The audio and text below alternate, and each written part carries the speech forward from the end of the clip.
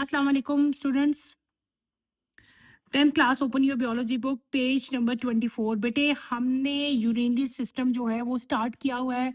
पहले हमने सिस्टम के मेन ऑर्गन्स पढ़ लिए, फिर हमने लॉन्गिट्यूडनल सेक्शन ऑफ किडनी मैंने डिटेल से पढ़ाया। उसके बाद हमने unit of kidney that is nephron है, उसका स्ट्रक्चर मैंने आपको डिटेल में जो है वो पढ़ा दिया था। ठीक है, आज जो टॉपिक हमने स्टार्ट करना है that is topic number 3.2 functioning of kidney. अभी तक तो जितना हमने पढ़ा है बेटे वो सारा का सारा हमने स्ट्रक्चर पढ़ा है ना, हर ऑर्गन का, फिर ऑर्गन के इंटरनल स्ट्रक्चर जो हैं उनका स्ट्रक्चर्स पढ़ा है हमने। अभी तक सिर्फ हम स्ट्रक्चर्स पढ़ते आ रहे हैं, हमने फंक्शनिंग नहीं पढ़ी।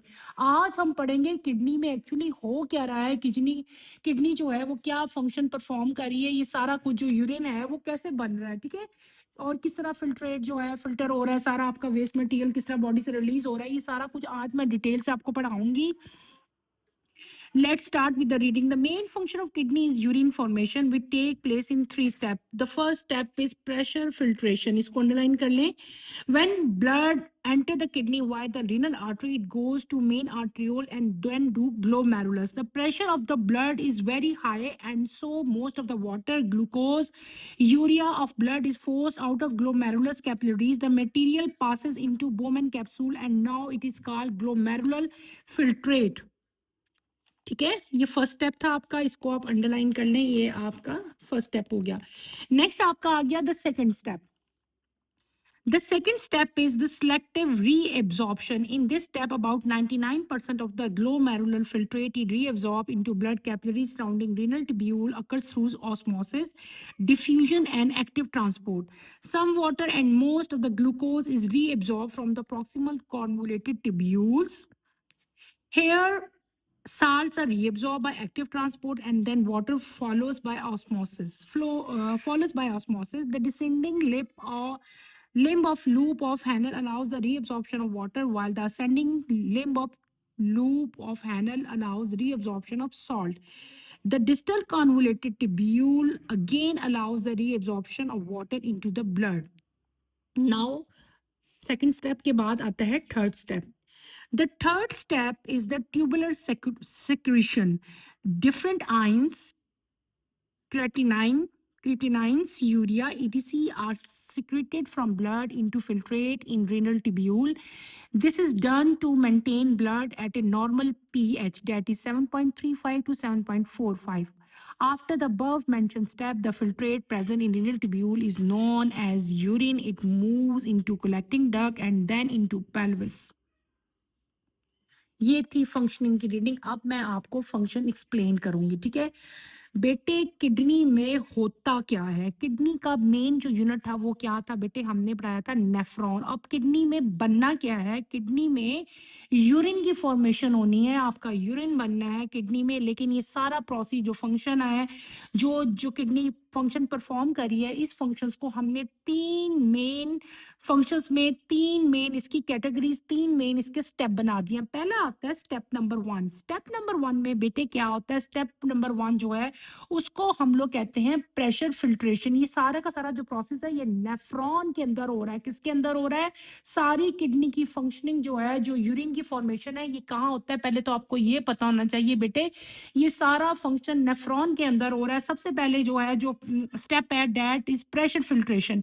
प्रेशर फिल्ट्रेशन का काम जो है वो ग्लोमेरुलस के अंदर हो रहा है। ग्लोमेरुलस के अंदर क्या चीज है बेटे, ग्लोमेरुलस के अंदर बहुत सारी नेटवर्क है। किसका नेटवर्क, मेनी आर्टरियोज, कैपिलरीज, आर्टरियोज जो है यहाँ पे प्रेजेंट है। ब्लड सारा का सारा जो ब्लड है वो कहाँ, रीनल आर्टरी के जरिए सारा यहाँ पे आया, और यहाँ पे आके इतना प्रेशर इंक्रीज हो जाता है। क्यों, क्योंकि यहाँ पे ग्लोमेरुलस के अंदर मैंने आपको बताया था ना, ये देखें आप डायग्राम देखो अगर गौर से, नेफ्रॉन के अंदर सारा फंक्शन होना है। ये नेफ्रॉन का स्ट्रक्चर है, दिस इज ग्लोमेरुलस, ये ग्लोमेरुलस है। ग्लोमेरुलस के अंदर मैंने क्या बताया था, मैंने बताया था ग्लोमेरुलस के अंदर नेटवर्क है, किसका, कैपिलरीज का, आर्टरियोल्स का। इस नेटवर्क की वजह से क्या होता है बेटे, प्रेशर बहुत इंक्रीज हो जाता है। क्या हो जाता है, प्रेशर बहुत इंक्रीज होता है। जब प्रेशर इंक्रीज होता है तो इस प्रेशर की वजह से प्रेशर हाई हो जाता है बहुत ज्यादा। प्रेशर की वजह से most of water, salt, glucose and urea जो ब्लड के अंदर शामिल थे बेटे, वो सारे के सारे फोर्स आउट ऑफ ब्लड, वो ब्लड में से निकल जाते हैं सारे, और निकलने के बाद सारे कहाँ आ जाते हैं बेटे, बोमेन कैप्सूल के अंदर। ग्लोमेरुलस से निकल के कहाँ आगे, बोमेन कैप्सूल के अंदर आगे क्या आए, most of water, salt, glucose और यूरिया जो कि ब्लड में से निकला ड्यू टू हाई प्रेशर। इस यहाँ पे जो प्रेशर था उसकी वजह से ये क्या हो गए, फिल्टर हो गए और बाहर निकल आए। बाहर निकल के ये सारे आगे कहाँ पे आगे बेटे, बोमेन कैप्सूल में आ गया अब ये सारा मटेरियल। अब ये मटेरियल जो बोमेन कैप्सूल के अंदर बेटे आ गया, तो इसको हम लोग क्या कहते हैं, इस मटेरियल का नाम क्या हो जाता है, इस मटेरियल को अब हम कहते हैं कि ये है ग्लोमेरुलर फिल्ट्रेट। इसका नाम क्या होता है, ग्लोमेरुलर फिल्ट्रेट आता है। ठीक है, ये काम यहाँ पे खत्म हो गया। ठीक है, अब अगला स्टेप आएगा which is known as second step. Second step को बेटे हम लोग क्या कहते हैं, इसको हम लोग कहते हैं, पहले स्टेप का नाम क्या था, प्रेशर फिल्ट्रेशन। अब सेकंड स्टेप आ रहा है, सेकंड स्टेप का नाम क्या है, इसका नाम है सिलेक्टिव रीएब्जॉर्प्शन। इसमें रीएब्जॉर्प्शन होगी, यानी कि जो ग्लोमेरुलर फिल्ट्रेट है वो दोबारा रीएब्जॉर्प्शन उसकी होगी, और अप्रोक्सीमेटली 99% जो ग्लोमेरुलर फिल्ट्रेट है वो दोबारा रीएब्जॉर्ब होता है इसके किधर, रीनल टिब्यूल, ये जो टिब्यूल्स बनी हुई हैं इनके अंदर जो है ये होगा। और यहाँ पे कौन से प्रोसेस होते हैं बेटे, यहाँ पे जो प्रोसेस होते हैं वो कौन कौन से होते हैं, ऑस्मोसिस, डिफ्यूजन और एक्टिव ट्रांसपोर्ट। कुछ पानी और थोड़ा बहुत ग्लूकोज, मतलब some water and most of glucose is reabsorb, वो दोबारा रीएब्सॉर्ब होता कहाँ, यहाँ पे आ गया ना बोमेन कैप्सूल, बोमेन कैप्सूल से सारा यहाँ पे आया। यहाँ पे आके तीन प्रोसेस हुए बेटे, कौन कौन से, आपके पास ऑस्मोसिस हुआ, डिफ्यूजन हुई और एक्टिव ट्रांसपोर्ट हुआ। और ये जो फिल्ट्रेट था, ग्लोमेरुलर फिल्ट्रेट था, यहाँ पे आ गया, यहाँ पे तीनों प्रोसेस हुए और कुछ पानी और ज्यादा ग्लूकोज दोबारा रीएब्सॉर्ब हो गए। क्लियर हो गया। अब ये जो आपका रीएब्जॉर्प्शन वाला सारा जो मटेरियल था ये कहाँ आता है, ये डिसेंडिंग लूप में आता है। कहाँ आ गया, डिसेंडिंग लूप में। डिसेंडिंग लूप से मूव करता करता ये लूप ऑफ हैनल के अंदर आया। लूप ऑफ हैनल के बाद ये सारा का सारा जो है वो डिस्टल कन्वोल्यूटेड ट्यूब्यूल में जा रहा है। ठीक है, इसकी डायरेक्शन ऐसे है, ऐसे जा रहा है। यहाँ पे जाके आपका दोबारा से रीएब्जॉर्प्शन होगी, यहाँ पे जाके दोबारा रीएब्जॉर्प्शन होगी। ठीक है, ये सेकंड स्टेप हमारा खत्म हो गया। अब होगा थर्ड स्टेप। थर्ड स्टेप का नाम क्या है, फर्स्ट स्टेप का नाम क्या था, प्रेशर फिल्ट्रेशन, सेकंड स्टेप का नाम था सिलेक्टिव रीएब्जॉर्प्शन, और थर्ड स्टेप का नाम क्या है, ट्यूबुलर सिक्रीशन। थर्ड स्टेप में क्या होगा बेटे, डिफरेंट टाइप के आयंस, हमारे डिफरेंट आयंस, क्रिएटिनाइन और यूरिया, ये तीन चीजें हैं, ये दोबारा रीएब्जॉर्ब होंगी। क्या होंगी, दोबारा रीएब्जॉर्ब होंगी, आर सेक्रेटेड। ये इनकी सक्रीशन भी यहाँ पे आ जाएंगी फ्रॉम ब्लड इनटू फिल्ट्रेट। ये जो फिल्ट्रेट है हमारा, जो रीनल ट्यूब्यूल में अब पड़ा हुआ है, कौन से ट्यूब्यूल में, डिस्टल ट्यूब्यूल में जो फिल्ट्रेट पड़ा हुआ है, यहाँ पे हमारे डिफरेंट आयन, केराटिनाइन और यूरिया जो है वो भी यहाँ पे शामिल हो जाएंगे। दिखे, अब ये यहाँ पे क्यों शामिल हुए हैं, मैंने यहाँ पे क्या कहा है, यहाँ पे थ्री चीजें हमारी अब जो है इसके अंदर आ गई हैं। तीन चीजें इस फिल्ट्रेट के अंदर हमारी एडअप हो गई हैं। कौन कौन सी, डिफरेंट आयंस, केराटिनाइन और यूरिया। इनका मकसद क्या है, ये सक्रेटेड हुई हैं कहाँ से, ब्लड से आई हैं इस फिल्ट्रेट के अंदर इनटू फिल्ट्रेट। ये तो फिल्ट्रेट नीचे से आ रहा था ना, इस फिल्ट्रेट के अंदर आ गई हैं। क्यों, to maintain normal pH. PH जो है वो नॉर्मल रखने के लिए, और नॉर्मल पीएच जो इस फिल्ट्रेट की है वो कितनी है बेटे, 7.35 टू 7.45। ठीक है, जब ये सारे के सारे स्टेप जो है ये कंप्लीट हो गए, फर्स्ट स्टेप यहाँ पे हुआ, सेकंड स्टेप जो है आपका यहाँ पे हुआ, थर्ड स्टेप आपका इस पॉइंट पे हुआ, फर्स्ट यहाँ पे हुआ था, सेकंड यहाँ से लेकर यहाँ तक हुआ था, थर्ड स्टेप यहाँ पे इस प्लेस पे हुआ था। ठीक है, जब ये सारा का सारा आपके तीनों स्टेप्स कंप्लीट हो गए, तो आपका जो फिल्ट्रेट एंड पे बचता है वो सारा का सारा बेटे कहाँ आता है, कलेक्टिंग डक्ट में। कलेक्टिंग डक्ट से आपके पेपिली डक्ट में आता है, और यहाँ से सारा का सारा आपका कहाँ चल जाता है, किडनी के पेल्विस में। पेल्विस क्या थी, पेल्विस ये सेंटर वाली जगह थी, और पेल्विस के बाद सारा का सारा जो है ये कहाँ आ जाएगा, यूरिटर में आ जाएगा। कहाँ आ जाएगा, यूरिटर में, और यूरिटर से ये कहाँ जाएगा, यूरिथ्रा में, और यूरिथ्रा से ये यूरिन बन जाएगा ना। यूरिथ्रा से फ्रॉम टाइम टू टाइम आप बॉडी से इसको रिलीज कर देंगे। ये था सारा प्रोसेस जो हमने पढ़ लिया। एक दफा सारा प्रोसेस मैं आपको डिटेल से पढ़ा देती हूँ, दोबारा समझा देती हूँ। फंक्शन क्या है, किडनी की फंक्शनिंग में क्या है कि फॉर्मेशन ऑफ यूरिन। ठीक है, अब यूरिन बनना है, कैसे बनना है। ठीक है, इस पूरे प्रोसेस को हम लोग तीन स्टेप में डिवाइड करते हैं। पहला स्टेप जो है that is known as pressure filtration, और ये इस प्लेस पे होगा, इस जगह पे होगा बेटे, ये सारा पहला प्रोसेस। यहाँ पे नेटवर्क ऑफ आर्टरियोल्स और कैपिलरीज प्रेजेंट होती हैं जिनकी वजह से हाई प्रेशर क्रिएट होता है। इस प्रेशर की वजह से क्या होता है कि बहुत सारा water, most of water, glucose, salt और जो यूरिया है वो क्या हो जाते हैं, वो उनकी एब्जॉर्प्शन होती है, ठीक है, फिल्टर हो जाता है सारा कुछ। और फ़िल्टर होने के बाद सारा हमारा जो फ़िल्ट्रेट है वो अलग हो जाते हैं ना, ये चीज़ें, मोस्ट ऑफ वाटर जिसकी बॉडी को, जो जिन चीज़ों की बॉडी को अब रिक्वायरमेंट नहीं है, ज़रूरत नहीं है, वो अलग हो गई, ठीक है, आपके ब्लड में से। और वो सारी की सारी कहाँ आ गई, बोमेन कैप्सूल में आ गई। बोमेन कैप्सूल में जब ये फ़िल्ट्रेट आ जाता है तो बेटे फिर इस फ़िल्ट्रेट का नाम क्या हो जाता है, इसका नाम हो जाता है ग्लोमेरुलर फ़िल्ट्रेट, इसका नाम हो जाता है। ग्लोमेरुलर फ़िल्ट्रेट जो है, ये सारा का सारा, फिर ये फर्स्ट स्टेप हमारा यहीं पे खत्म हो जाता है। फर्स्ट स्टेप के बाद आपका सेकंड स्टेप शुरू होता है जिसको हम कहते हैं सिलेक्टिव रीएब्जॉर्प्शन। ये सारा प्रोसेस जो है यहाँ पे होगा, अब यहाँ पे अगले प्रोसेस में, ठीक है। इसमें क्या होता है कि मोस्ट ऑफ यानी कि 99% वाटर जो है आपका, वो दोबारा से जो है वो जितना भी आपका 99% जो आपका फ़िल्ट्रेट अब बच गया, जिसको हमने ग्लोमेरुलर फ़िल्ट्रेट का नाम दिया था बेटे, वो दोबारा का दोबारा आपका रीअब्ज़ॉर्ब होगा। लेकिन यहाँ पे 3 प्रोसेस होंगे इन्वॉल्व, कौन-कौन से? ऑस्मोसिस, डिफ्यूज़न और एक्टिव ट्रांसपोर्ट। कुछ पानी, सम वाटर और ज़्यादातर ग्लूकोज़ यहाँ पे प्रॉक्सिमल, इस जगह पे प्रॉक्सिमल कन्वोल्यूटेड ट्यूब्यूल में दोबारा उनकी रीअब्ज़ॉर्प्शन होगी, ठीक है। और सारा फ़िल्ट्रेट जो आपका बच गया वो कहाँ जाएगा?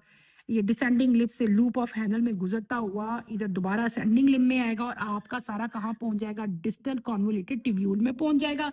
जब यहाँ पे ये पहुंच गया तो आपके दोनों स्टेप खत्म हो गए और तीसरा स्टेप ऑफ वर्किंग जो है आपका शुरू हुआ, जिसको हमने क्या नाम दिया था? Tubular secretion. आपकी जो ब्लड स्ट्रीम है वो यहाँ पे 3 चीजें सेक्रीट करेगी। यहाँ पे जब फिल्ट्रेट आ जाएगा 3 चीजों की सेक्रीशन होगी, किसकी? आयंस की, कैरोटीनाइन की और यूरिया की। ये क्यों सेक्रीशन होती है? ताकि पीएच जो ब्लड की maintain the blood, normal pH जो है उसकी मेंटेन रखी जाए। नॉर्मल पीएच कितनी होती है बेटे? 7.35 टू 7.45। अब सारा फिल्ट्रेट आपका जो फिल्टर बन गया वो सारा का सारा जो है वो कहाँ आता है बेटे? वो कलेक्टिंग डक्ट में आता है। कलेक्टिंग डक्ट से आपके पास पेल्परी डक्ट्स में आता है और सारे के सारे नेफ्रॉन, यहाँ पे भी नेफ्रॉन प्रेजेंट थे, यहाँ पे भी नेफ्रॉन, हर जगह पे नेफ्रॉन प्रेजेंट थे। वो सारे के सारा अपना फिल्टर जो है, जो अब जिसका नाम आपने यूरिन बना दी, वो सारा का सारा कहाँ निकाल देते हैं? पेल्विस में, ठीक है। पेल्विस से सारा का सारा कहाँ आता है? यूरिटर में आ गया। यूरिटर में क्या आ गया? सारा यूरिन जो बन गया था वो सारा यूरिटर में आ गया। यूरिटर, आपको पता है कि दोनों किडनी से 2 यूरिटर, 2 ट्यूब निकली थी, सारा यूरिन यहाँ पे आया। इसके बाद सारा यूरिन कहाँ चला जाता है? आपके ब्लैडर में, जिसको हम यूरिनरी ब्लैडर कहते हैं। और ब्लैडर के अंदर कैपेबिलिटी होती है कि यूरिन को कुछ टाइम के लिए होल्ड कर सकता है। उसके बाद आप लोग अपनी बॉडी से फ्रॉम टाइम टू टाइम जो है, एक आपका ट्यूब, नेक्स्ट ट्यूब आती है ब्लैडर के बाद, जो ट्यूब है उसको हम यूरिथ्रा कहते हैं। यूरिथ्रा के जरिए आप लोग जो है from time to time urine जो है वो बॉडी से रिलीज कर देते हो। बेटे ये सारा टॉपिक मैंने पूरी कोशिश की है कि मैं आपको अच्छी तरह से डिटेल से बेटे जो है ये समझा सकूं। हमारा टॉपिक आज कंप्लीट हो गया। हमने पूरा स्ट्रक्चर पढ़ लिया। हमने किडनी का स्ट्रक्चर ये पहले पढ़ा पूरा, फिर हमने किडनी का स्ट्रक्चर पढ़ लिया, फिर हमने जो है नेफ्रॉन का स्ट्रक्चर पढ़ा, फिर हमने पढ़ा कि सारा जो यूनिट की फॉर्मेशन है, सारा जो फंक्शन है वो इसके नेफ्रॉन के अंदर ही होता है। नेफ्रॉन के अंदर होने के बाद सारा कैसे बॉडी से रिलीज होता है, मैंने वो भी आपको बता दिया। इन द एंड आपकी बुक में एक छोटा सा बेटे टेबल दिया हुआ है, उस टेबल को भी आपने गौर से करना है। वो टेबल क्या है? Normal chemical composition of urine. जो एंड पे हमारे पास फिल्टर बचा था, जो यूरिन था, जो वेस्ट प्रोडक्ट था, जो कि आपने बॉडी से रिलीज कर दिया। बेसिकली यूरिन होता क्या है, यूरिन की कंपोजिशन क्या है, सारी केमिकल कंपोजिशन ये लिखी है। यूरिन में क्या क्या चीजें प्रेजेंट है? यूरिन में बेटे वाटर है, यूरिया है, chloride ion, sodium ion, potassium ion, other ions and compound. सबसे ज्यादा अमाउंट किसकी है? वाटर की। 95% जो है वो क्या होता है? यूरिन के अंदर वाटर होता है। 9.43 जो है यूरिया है, क्लोराइड आयन जो है 1.8 है, सोडियम आयन 1.17 है, पोटेशियम आयन 0.7 है। इसके अलावा अदर आयंस और कंपाउंड्स की अमाउंट जो है वो वेरिएबल्स है, ठीक है। ये आपकी नॉर्मल कंपोजिशन है किसकी? यूरिन की। ये आपने अच्छी तरह करनी है। ये जो पॉइंट्स, ये जो आपको कंपोजिशन लिखी हुई है, ये आपके एमसीक्यूज में आती है बेटे। ये पूरा question as it is paper में नहीं आता, बल्कि इसके अंदर से आपका सिर्फ जो है मेन मेन ऑर्गन्स आ सकते हैं, या आपका इंटरनल स्ट्रक्चर ऑफ किडनी आ सकता है, या आपका इंटरनल स्ट्रक्चर ऑफ नेफ्रॉन आएगा, या आपका आएगा right a note on working of the kidney. ये भी आ सकता है। या आपसे ये पूछ सकते हैं कि what is glomerular filtrate, what is pressure filtration, या what is selective reabsorption, what is tubular secretion, ठीक है, इस तरह के क्वेश्चन आ सकते हैं। What is the composition of urine. तो जब आप लोग समझ के इसको अच्छी तरह से याद करने की, लर्न करने की कोशिश करोगे ना, जब आपने समझा होगा बेटे, तो आपके लिए कोई भी क्वेश्चन जो है वो मुश्किल नहीं होता, ठीक है। बेटे नेक्स्ट टॉपिक की नोटिफिकेशन के लिए आप चैनल को सब्सक्राइब करें, लाइक करें और शेयर करें। और मेरे प्यारे स्टूडेंट्स, आपने इसको अच्छी तरह से करना है, इसको छोड़ना नहीं है। यहाँ पे एक पॉइंट लिखा हुआ है, इसको भी हम रीड कर लेते हैं। At the final stage urine is only 1% of the original filtered volume. The typical volume of the urine produce by an average adult is 1.4 litre per day. यहाँ पे आपको यूरिन की जो अमाउंट है वो बताई हुई है कि एक एवरेज अडल्ट में जो है वो एक दिन में कितना यूरिन जो है वो बनता है, 1.4 लीटर पर डे जो है वो बनता है, ठीक है। टॉपिक इसके साथ ही हम आज ख़त्म करते हैं। अल्लाह हाफ़िज़ बेटे। ये सारी डायग्राम्स आपने अच्छी तरह से जो है इनको करना है। कोई चीज़ प्रॉब्लम हुई, कोई मुश्किल हुई तो आपने मेरे से पूछना है। अल्लाह हाफ़िज़।